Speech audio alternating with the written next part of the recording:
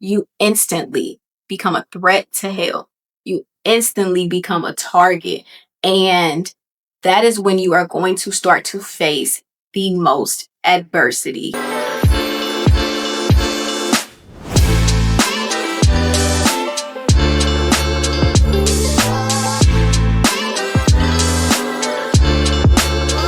Hey y'all, welcome back to the Crowd and Call podcast. I'm your host, Brianna Lynn. If you're new here, welcome. So happy to have you.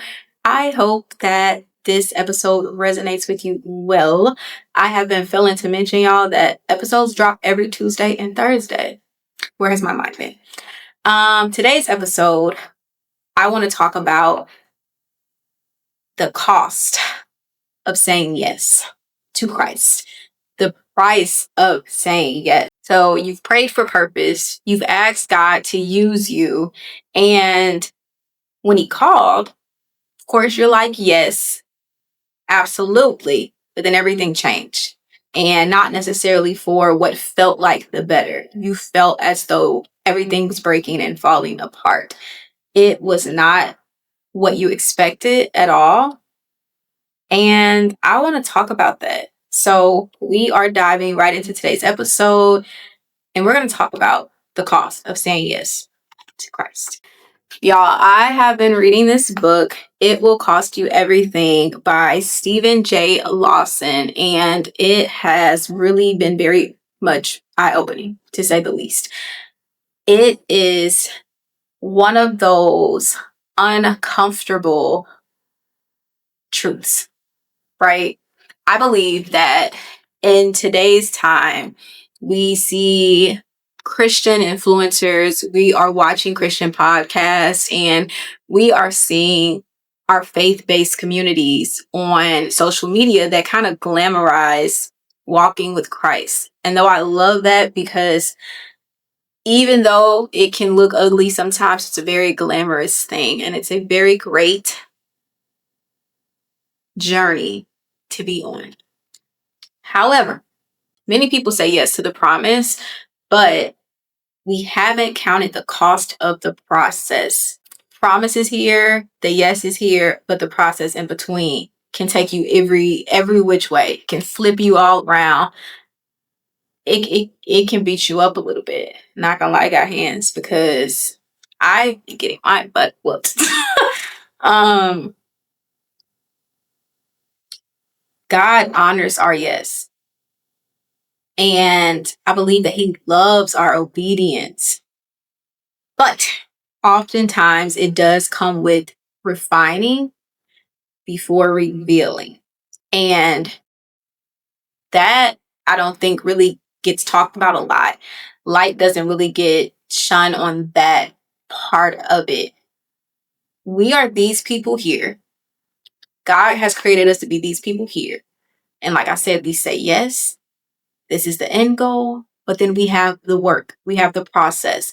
Lots of times we have to be stripped. We have to be pruned. We have to be refined and stretched. And our faith is going to be tested. We're going to face adversity. God is going to reveal himself to us in ways that he hasn't before, because now we're ready in the midst of all of that. And it's not always pretty. A lot of times it looks really rough.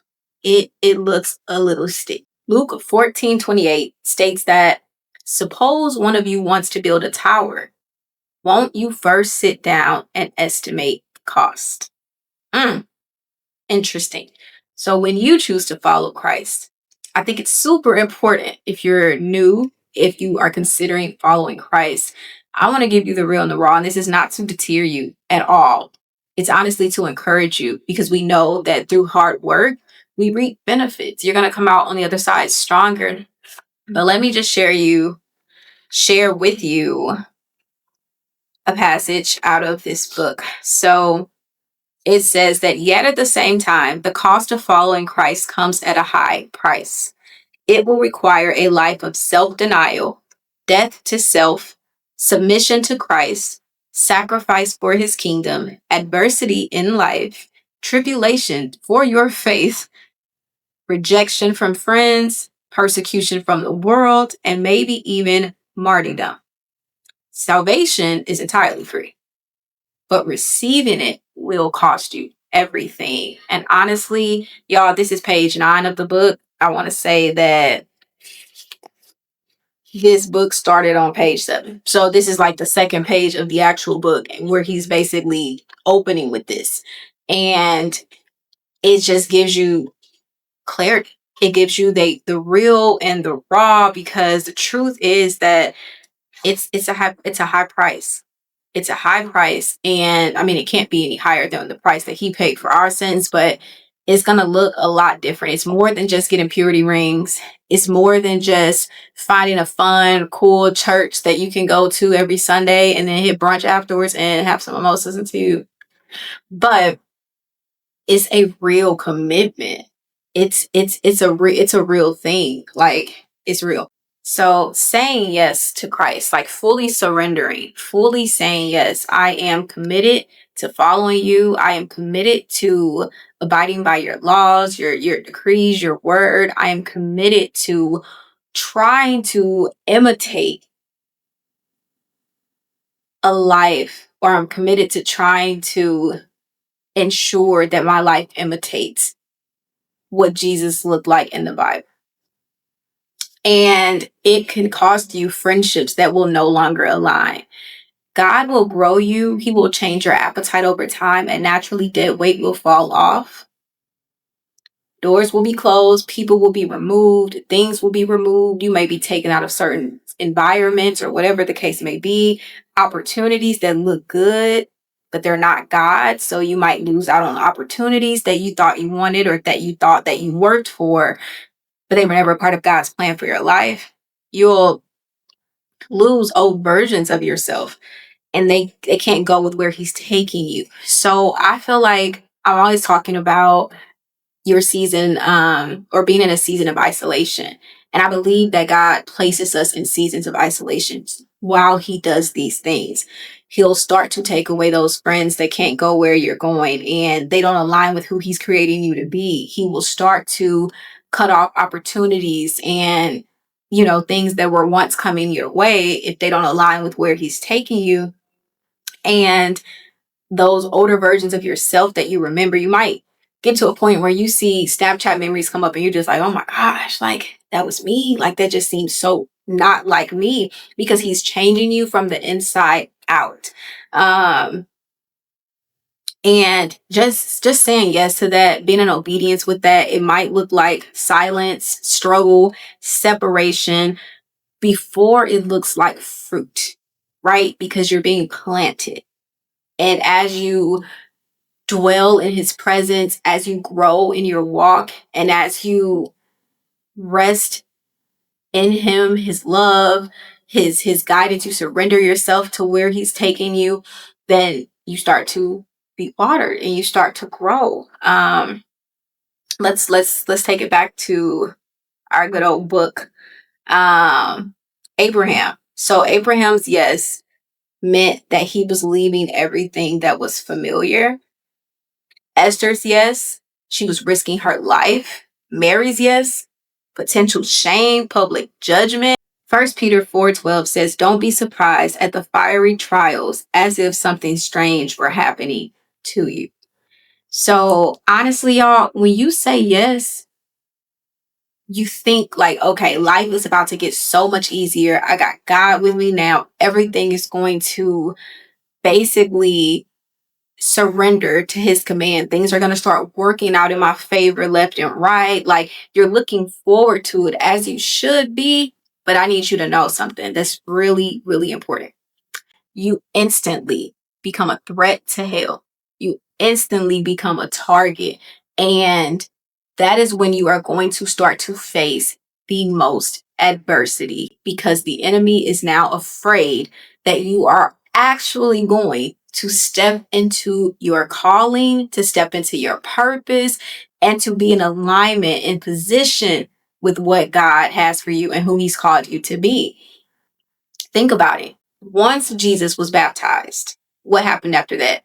Straight into the wilderness, fasted for 40 days, 40 nights, and then was tempted by the enemy right after that. Oftentimes our yeses to God, even if it's just saying yes to something he's called you to do, or if you're actually making that commitment and you're saying yes with your life, be prepared for tests right after that, attacks, adversity. Be prepared to basically have to put on your armor of God because now you are a threat. You're a threat now. It's important to recognize in all of this that even when it hurts, it's holy hurt. I like that. It's holy hurt. And you know for a fact there is purpose that is coming out of this, that you are birthing after this. And it will build your spiritual muscle. So you might not see it now. You might not see it right away, but obedience echoes in eternity. You're becoming a warrior of Christ, and he doesn't waste your obedience. There's going to be glory after this. So it's something to look forward to because you're not going to be recognizable when you're just so tired. You're feeling unfulfilled. I'm not walking in my purpose. I don't know who I am. I'm just so angry all the time. I'm so sad all the time. I'm so confused. It's because your soul, your spirit knows that it's time to get into alignment with God. And I find comfort in knowing that when we stray sometimes, and they're like, oh, you better go find God, go seek him. Do you know that he's seeking us sometimes too? He's seeking you. He wants you to come back to him. And I think that when we are feeling like that, that's him nudging us like, come here. I'm right here. Come here. I'm right here. Like I think of a baby, learning how to walk, and they keep stumbling and falling, and their mom or their dad is in front of them like, come on, just get up. Just come on, get up. And they keep getting up and getting closer, and they're frustrated. But that parent is right there smiling, waiting to give them a big hug. Like that is how I look. Oh, this is gonna be chills. That is how I look at the process of surrendering to God and making it through those hard times, or even when you've just been kind of like you strayed, right? And you've been away from him for a moment and your life is kind of crumbling, or maybe you don't know him and your life feels like it's crumbling. He's right there. He's nudging you to come to him. He's reaching out for you. He wants you. And that feels so good to even think about, y'all. Romans 8:18 says the sufferings of this present time are not worth comparing with the glory that will be revealed. So don't be afraid of the suffering that comes with saying yes. Don't be afraid of the trials that you may go through. God said that weapons will form, but they won't prosper. Y'all, he knows that the enemy is going to try to attack you, try to intimidate you spiritually, to try to scare you, try to instill fear in you to keep you from stepping into your calling. And that's why he said, yeah, weapons of form, but I'll never let them prosper. Like, I got you. Keep following me. Big dog status. So Galatians 6:9 says, do not grow weary in doing good. Keep living biblically as much as you can. We're not perfect. We're gonna fall short sometimes, but make it a goal to continue to stay the course in trying to live life the way that Jesus did. And maybe just sit there and think about it. Ask yourself, what is God calling me to say yes to, even if it costs me something? Sometimes we know. Sometimes we can tell, we feel it in our spirit that God is calling us to do something and we're afraid. For me, I knew that God was calling me back home and I was afraid. But then I said yes. And I'm like, oh, okay, like what's happening? And then things fell apart. And I'm just like, hold up, wait a minute. Wait a daggone minute, because I said yes. Why would you do that? You know what I'm saying? And there's other times where we can relate to other instances where God has called us to say yes, and we say yes, and we're thinking like now that we're obedient, things are going to be great for us, but they start to fall apart. So we can tell a lot of times when God is calling us to something, we might ignore it. We might not want to hear it, but I encourage you to open your ears, open your mind, and open your heart more than anything, because let's not delay this. It gets to a point, y'all. It gets to a point where God is going to take your hand and just start running because it's time to go. And y'all won't stop for water or nothing. Like, it's just time to go. So I want you to understand that yes, your yes may be uncomfortable, but know that it's unlocking something heaven ordained. Just because it's costing you, it doesn't mean that it's not God. Just because it's not pretty, just because it doesn't feel good, it doesn't mean that it's not God. So just stay obedient, stay yielded, stay in your armor. And understand that even when it doesn't feel like it, your yes is producing fruit that you haven't even seen yet.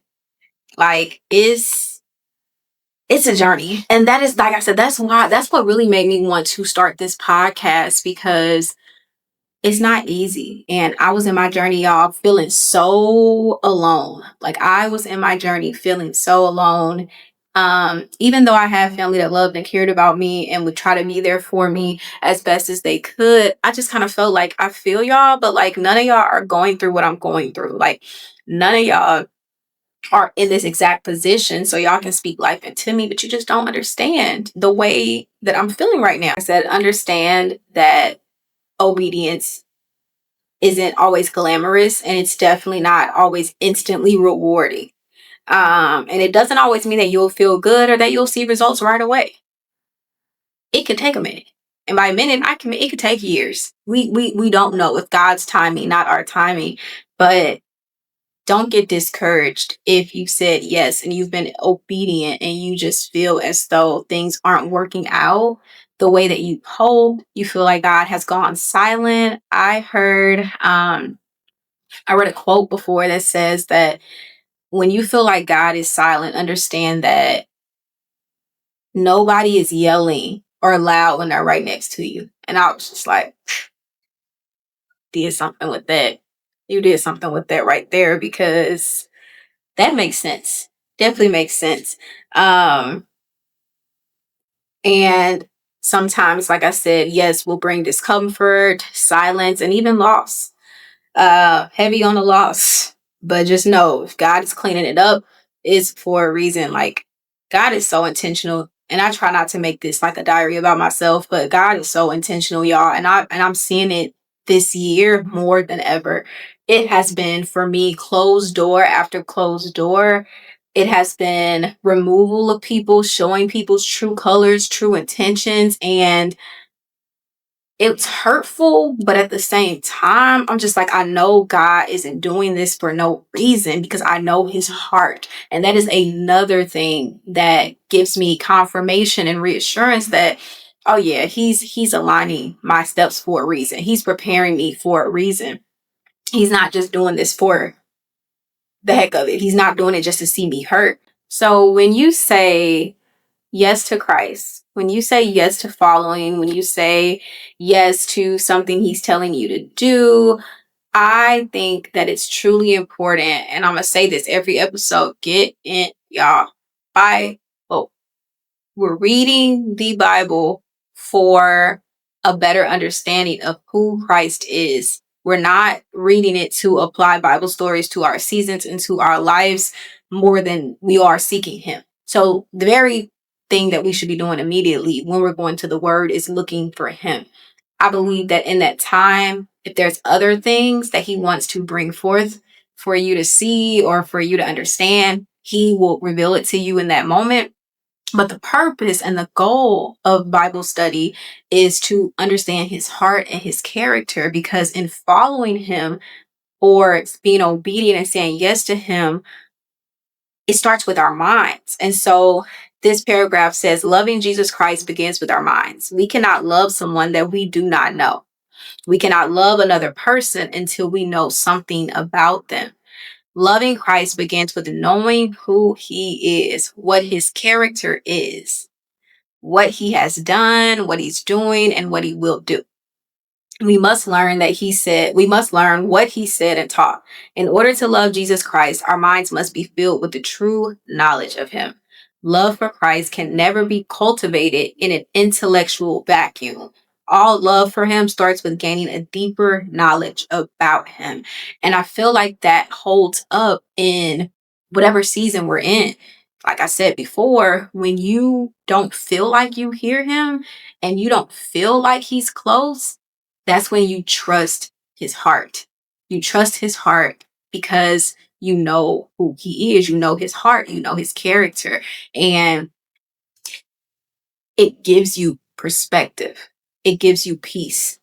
It gives you a sense of calmness and stillness and clarity. So I just wanted to touch on that because, y'all, if you're not right with God, get right with God. Get right with God. We don't have forever. And some of y'all are thinking like, yeah, the world isn't going to end tomorrow. Yours might. I pray it does. But I'm just saying, I'm being real. Like, you don't know when you're out of here. So get right with God. Seek him and his kingdom above all else, and say yes to him. Say yes to following him and whatever that may look like. But I encourage you to not be discouraged in the waiting, to not be discouraged in adversity, and to not allow the enemy to spiritually intimidate you or instill fear in you, to not wanting to press forward. If you do press forward and you fall off, know that it's okay and you can seek him again. Know that you can repent as long as you have breath in your body, as much as you need to. And saying yes to following him doesn't automatically mean, and I might get hate for this, but it doesn't mean like you have to automatically change everything about you. Come as you are means come to him exactly as you are. If you're fornicating, if you're listening to provocative music, if you are still getting drunk, still smoking, if you've had abortions, if are into the same sex, whatever the case is, come to him as you are and allow him to change your appetite. But your first step should just be to seek him. I get so disappointed with people that condemn others for coming to Christ as they are and feeling as though, well, I've been convicted of this, and so you shouldn't do it either. Our walks with Christ are personal. Our intimacy with him is personal. And what he convicts one person of in their 6th chapter may not be what he convicts another person of in their 1st chapter. Now, we know what the word says for sure. And it's okay to encourage others, but do not condemn people. Do not condemn people. Do not judge people. And I just don't want people to be discouraged. I don't want you to be discouraged from following him because you feel like you have to be perfect to do so. That is a lie of the enemy. You do not have to be perfect. He will change your appetite. And y'all, I don't know. I'm feeling so full right now. Say yes. Just say yes. And I pray that this message finds you well. I pray that this message sparks something in you. I pray that this message increases your stubbornness and following him and saying yes, regardless of what the enemy throws at you or how long and how challenging it is, how long it takes and how challenging it is. Because we got this. We are children of the Most High, period. But thanks y'all for tuning in. I went on a rant towards the end. I'm sorry. That was not even me speaking. That was Christ. Like, I literally prayed before this episode. I'm like, just speak through me. I went off my notes and everything. This phone, it hasn't even been in my lap. But I thank y'all for tuning in. And I am looking forward to seeing you guys on our next episode.